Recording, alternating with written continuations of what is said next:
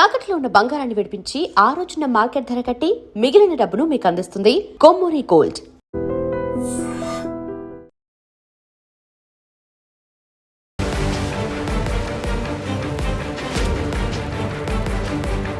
నమస్కారం, welcome to IT media. నేను మీ సంగీత. బెంగళూరులోని ఒక బిల్డర్ ఇంట్లో నేపాల్కు చెందిన దినేష్ కమల అనే దంపతులు పనికి చేయడం జరిగింది. వారు ఇంటిలో లేని సమయాన్ని చూసుకొని 18 కోట్లతో పరారవడం జరిగింది. వెండి, బంగారము, నగదు ఇవన్నీ కలిపితే మొత్తం 18 కోట్లు తీసేసుకొని వీళ్ళు ఇంట్లో లేని సమయంలో పారిపోవడం జరిగింది. అసలు ఏం జరిగింది అని అంటే, ఎవరైతే బెంగళూరుకి చెందిన అర్జున్ అనే వ్యక్తి బిల్డర్గా పనిచేస్తూ ఉంటాడు. అతనికి ఒక పని వాళ్ళు కావాల్సి వస్తే ఈ నేపాల్కి చెందిన ఎవరైతే దినేష్ కమల ఉన్నారో వారిని ఇంట్లోనే పెట్టుకుంటూ పని, అంటే వాళ్ళ ఇంట్లో ఇంకా పనులు అవన్నీ ఉంటాయి కదా, అవి చూసుకుంటూ ఉన్నారన్నట్టు. చాలా నమ్మకాన్ని కేవలము 20 రోజుల్లో మాత్రమే సంపాదించుకున్నారు.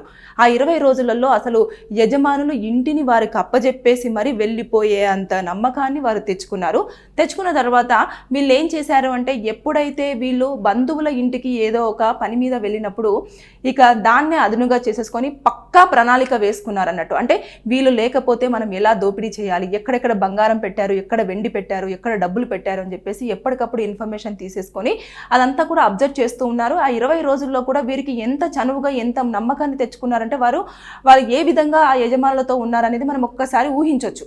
అలా చేసిన తర్వాత ఇమీడియట్గా వాళ్ళు వెళ్ళిపోయిన వెంటనే వీళ్ళు ఏం చేశారు, వాళ్ళు ఏదైతే ప్రణాళిక వేసుకున్నారో ఆ ప్లాన్ ప్రకారంగా మొత్తము ఉన్న వెండి, బంగారము, నగదు అంతా తీసేసుకుంటే మొత్తం ఓవరాల్గా లెక్క చెప్పితే ఆ బిల్డర్ వచ్చేసి 18 కోట్ల రూపాయల విలువతోటి వాళ్ళు అక్కడి నుంచి పారిపోవడం జరిగింది అని చెప్పేసి పోలీసులకు ఇన్ఫర్మేషన్ ఇచ్చారు.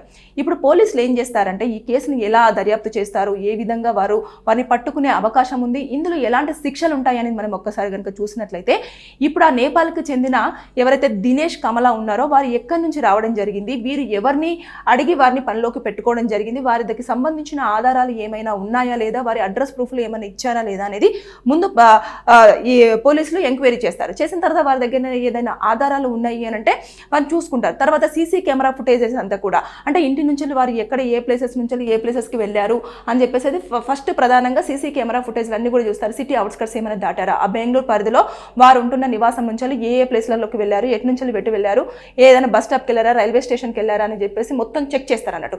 చేసిన తర్వాత ఒకవేళ దొరికారు అంటే వారిని తీసుకొచ్చిన తర్వాత వారు ఇంటరాగేషన్ చేసేది ఏంటంటే, వారు మొత్తం పూర్తి స్థాయిలో ఈ 20 రోజులలోనే ఇంత నమ్మకం సంపాదించినప్పుడు ఇది గతంలో కూడా ఏమైనా చేశారా లేదా అనేది కూడా ఎంక్వైరీ చేస్తారు. ఇకపోతే మొత్తం ఇదంతా కూడా దొంగతనం చేశారు, నమ్మకాన్ని సంపాదించి వారిని మోసం చేశారు కాబట్టి దీని ప్రకారంగా చూసుకుంటే దీంట్లో బిఎన్ఎస్ చట్టం ప్రకారంగా కూడా శిక్షలు కఠినంగానే ఉండే అవకాశం ఉంటుంది. దాదాపుగా 5 సంవత్సరాల వరకు కూడా వారికి జైలు శిక్ష విధిస్తారు. దాంతో పాటు కూడా ఫైన్ విధించే ఛాన్సెస్ కూడా ఉన్నాయి. ఇక్కడ ఒకటి ప్లస్ ఏమైంది అని అంటే, వారు ఇంట్లో లేని సమయంలో మాత్రమే వీరు దొంగతనానికి పాల్పడి ఉన్నవంతా కూడా దోచుకొని వెళ్ళడం జరిగింది. ఒకవేళ వారు ఉన్నప్పుడు కూడా అంత నమ్మకం తెచ్చుకున్నారు కాబట్టి వారిని హతమరిచి ఉండుంటే ఇంకా పరిస్థితి ఇంకొకలా ఉండేది, చాలా తీవ్ర స్థాయికి వెళ్ళే అవకాశాలు ఉంటాయి.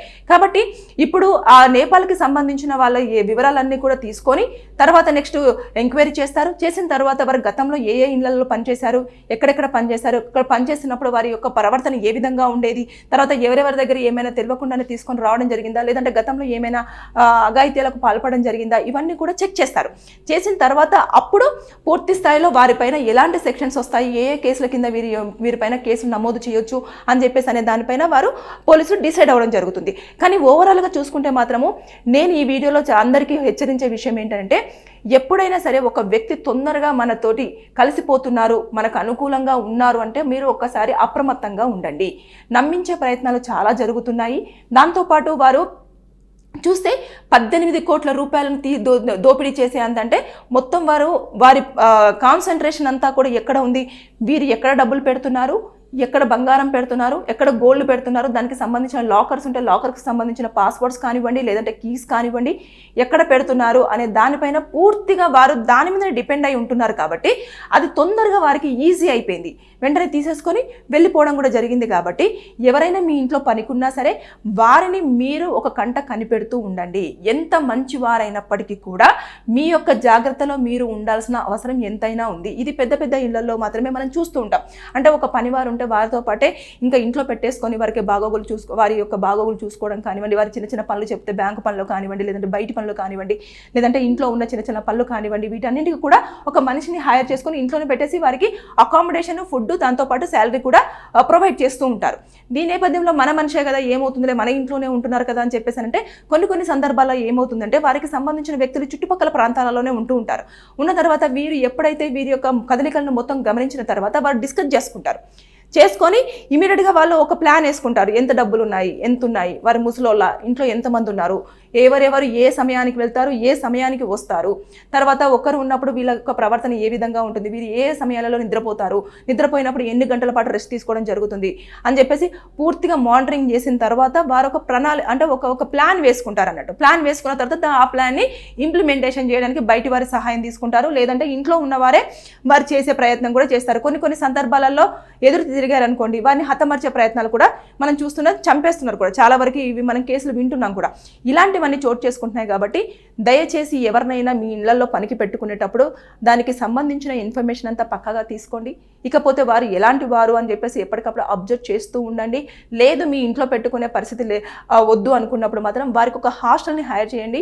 చేసిన తర్వాత లేదంటే మీరు రెంట్కు ఉండండి, దానికి సంబంధించిన డబ్బుల్లో నేను ఇంతే ఇస్తాను, మిగతాది మీరు చూసుకోండి అని చెప్పేసి చెప్పే ప్రయత్నం చేయండి తప్పించి మీరు మీతో పాటు పెట్టేసుకొని మీ ఇంట్లో ఉన్న సొమ్మును ఇలా తీసుకెళ్లేలాగా కానివ్వండి, మీ ప్రాణాలు తీసేలాగా కానివ్వండి చేసుకునే ప్రయత్నాలు చేయొద్దు అని చెప్పేసి నేనైతే ఈ వీడియోలో చెప్పడం కాదు, హెచ్చరిస్తూనే ఉన్నాను. చాలా మందికి ఇది తెలియట్లేదు. ఏముందిలో ఎక్కడో జరిగింది, బెంగళూరులో జరిగిన ఇన్సిడెంట్, మనం ఇక్కడ హైదరాబాద్లో ఉంటున్నాము, లేదంటే ఇంకేదో ఊర్లో ఉంటున్నాము, లేదంటే ఇలా ఉంటున్నాము అని చెప్పేసి చాలా తేలిగ్గా తీసుకుంటూ ఉంటారు. అరే మనతో మనిషి చాలా కలివిడిగా ఉంటున్నాడు, నమ్మకంగా ఉంటున్నారు అంటే మనిషి ఎప్పుడు ఏ రకంగా ఎలా మారుతాడు అనేది డిసైడ్ చేసేది డబ్బు మాత్రమే.